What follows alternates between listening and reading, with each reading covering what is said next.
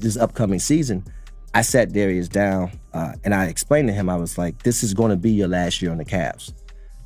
Very matter-of-factly, because I do things very black and white. Top news of this evening, Harden to the Cavaliers. Yet another photo shot for the man with the biggest beard in the NBA. And as promised, right off the bat, senior NBA insider Sean Sharania right here with us. Breaking news out of Cleveland is, in fact, that Harden is heading to Cleveland, out of LA, for a second rounder and Darius Garland. Rich Paul just sat down Darius Garland and told him straight up that this is his last year in Cleveland. Not because Garland did anything wrong, not because the team needs to rebuild, but because LeBron James is coming back and your contract is getting in the way of his plans. The man literally went on record talking about his own client like a casualty of war, and nobody seems to think this is absolutely wild. Let's talk about how LeBron is pulling off the biggest behind-the-scenes move in NBA history. Drop a comment right now and tell me, did you see this LeBron to Cleveland move coming, or are you just as shocked as everyone else pretending to be surprised? The inclination that this was coming. Yeah, I know about it. It wasn't a shock. How long? I know about it. Yeah, it wasn't a shock though. It's the business of basketball.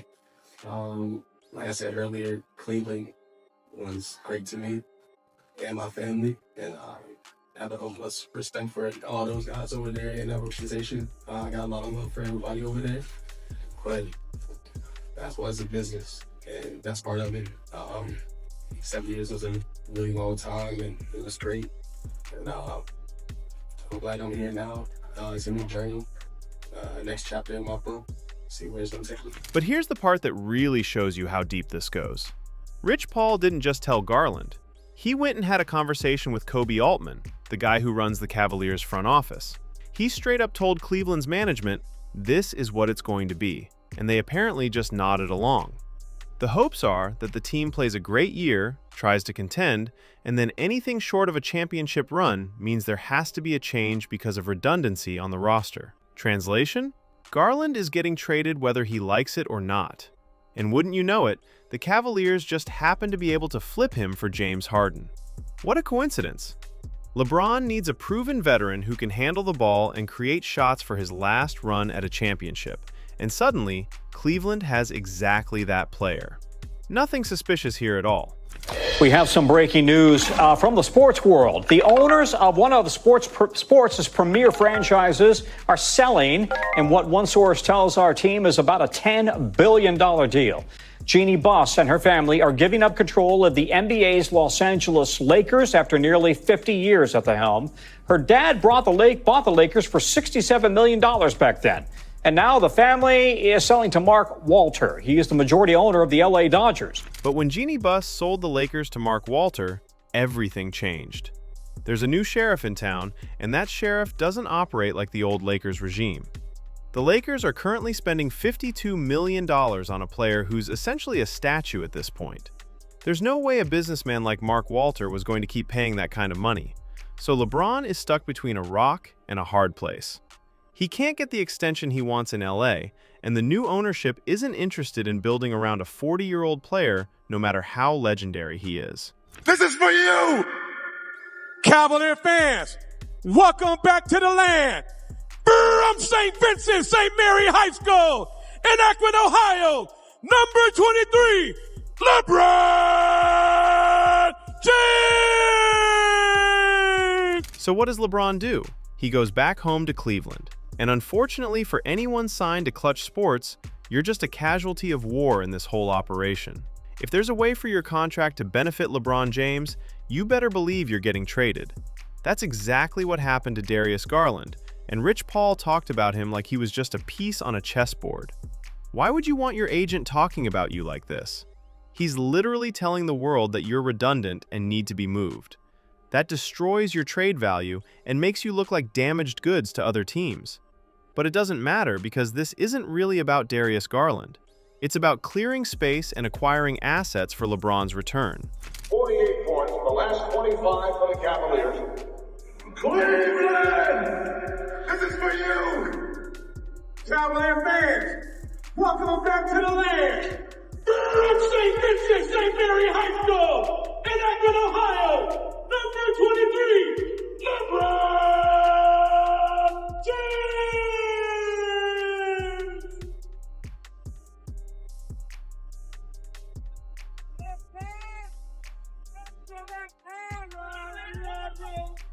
The Cavaliers even did a tribute video for LeBron recently. Think about that for a second.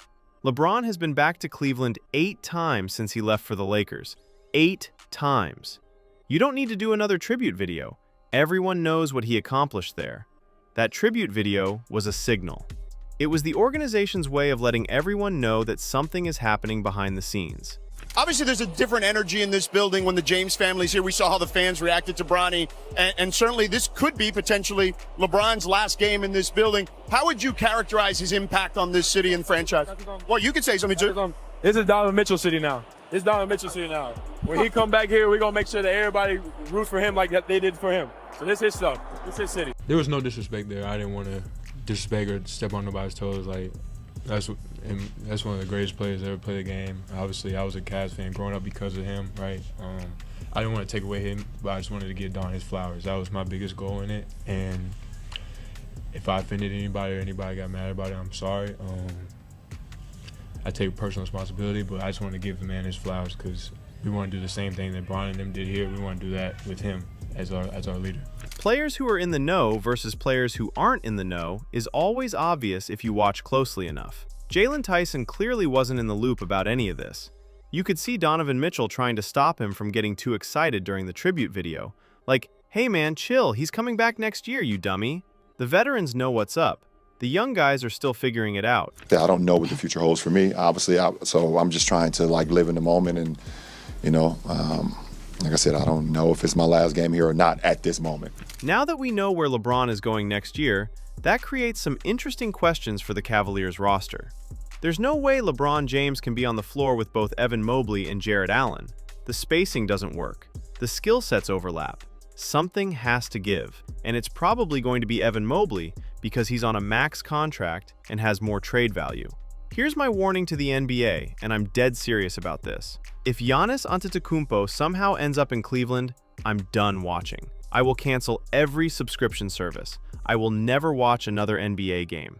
Because the Cavaliers actually do have the assets to make that trade happen. They've got young players, draft picks, and the kind of package Milwaukee would have to consider if Giannis asks out. And LeBron is expected to take a pay cut next year. If he does that, the money could actually work for bringing in another max-level player. This is why LeBron needs to be studied. He should be in the basketball version of the Smithsonian. The man found a way to switch teams without receiving any of the hate he got for the decision or going to Miami. He's building a new super team while everyone is distracted by other storylines. He's creating new scapegoats before he even gets there. Think about the brilliance of this strategy. LeBron looked around the league and said, I'm going to find the 2 most talented chokers in basketball and try to lead them to a championship. If they win, he gets all the credit for leading James Harden and Donovan Mitchell to the promised land. But if they lose, those 2 are taking all the blame. He's going to use the age card both ways. When he's doing something impressive, it'll be, look what he's doing at 42 years old, still dunking and flying around. But when they lose, suddenly it's, well, he's 42. You can't expect him to carry a team at that age. It's the perfect setup. He's crossing his T's and dotting his I's before next season even starts. James Harden is going to get the majority of the blame because he's a certified serial choker. The man chokes so consistently that Michael Myers would be jealous. Dr. Loomis from Halloween is probably looking for James Harden like, we've never seen somebody choke the way this guy does. That's the reputation Harden has built for himself in the playoffs, fair or not. Donovan Mitchell is going to get it too. Even though he's been to the playoffs every single season of his NBA career, he's got a second-round problem. He's been to the second round 4 times and only won more than 1 game in that round once. In 3 of those years, his team was favored to win the series, and they came up short. Those are the facts. This is a legacy-defining move for both Harden and Mitchell. They better understand what they're signing up for. They're going to be doing all the dirty work while LeBron takes all the credit if they win. People will say his leadership was the reason the Cavaliers won the championship, not their hard work and performance. And if they don't win, Their legacies take another hit while LeBron gets sympathy for being too old to carry them. This is a lose-lose situation for everyone involved except LeBron James. Harden and Mitchell are trading in their individual legacies for either a cheap ring or becoming the next great scapegoats in NBA history. That's a decision they're going to have to be comfortable living with for the rest of their careers and beyond. The Lakers situation makes even more sense when you look at the ownership change. Mark Walter didn't buy the Lakers to run them like Jeannie Buss and the old regime did. He bought them to turn them into a well-oiled machine like the Dodgers. That means no more sentimental contracts, no more paying guys out of loyalty. It's pure business. LeBron wanted to retire a Laker. He wanted that extension so he could say he finished his career where he won a championship and played with his son. But the new ownership had different plans. They're not interested in paying a 40-year-old player max money when they're trying to rebuild the franchise with younger talent and financial flexibility. So LeBron had to pivot. And where better to pivot than back to Cleveland, where he's already a legend, and where the front office will apparently do whatever Rich Paul tells them to do. Kobe Altman literally sat there and listened to Rich Paul explain how they're going to trade one of their core players, and his response was basically, "Okay, sounds good." That's the kind of power and influence LeBron has built over his career. He doesn't need to publicly demand trades or force his way out. He's got Rich Paul doing the dirty work behind the scenes, having conversations with front offices, moving pieces around like he's playing NBA 2K franchise mode. And everyone just goes along with it because it's LeBron. The Garland trade to get Harden was just the first domino. There are going to be more moves. Evan Mobley or Jarrett Allen are probably next on the chopping block.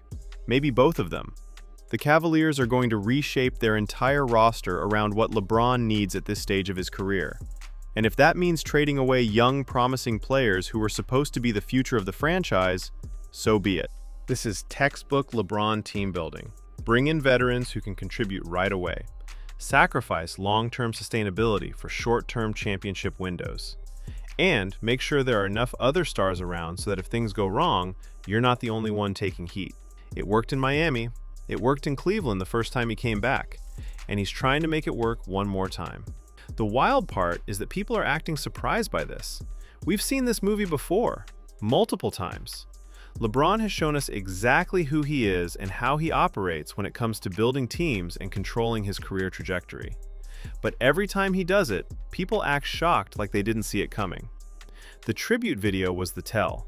That was Cleveland's way of starting the PR campaign for LeBron's return. Get the fans excited again. Remind everyone of the championship he brought to the city. Make them forget that he left twice. Build goodwill before the announcement even happens. It's calculated and it's effective. Donovan Mitchell has to be looking at all this and wondering what he got himself into. He signed a long-term extension with Cleveland, thinking he was going to be the guy leading this team into the future. Now he's about to be the second option on a LeBron farewell tour. That's not what he signed up for, but that's what he's getting. And here's the thing about playing with LeBron at this stage of his career. Yeah, you might win a championship, but you're also going to be walking on eggshells the entire time because if you have one bad game in the playoffs, you're going to be the reason they lost.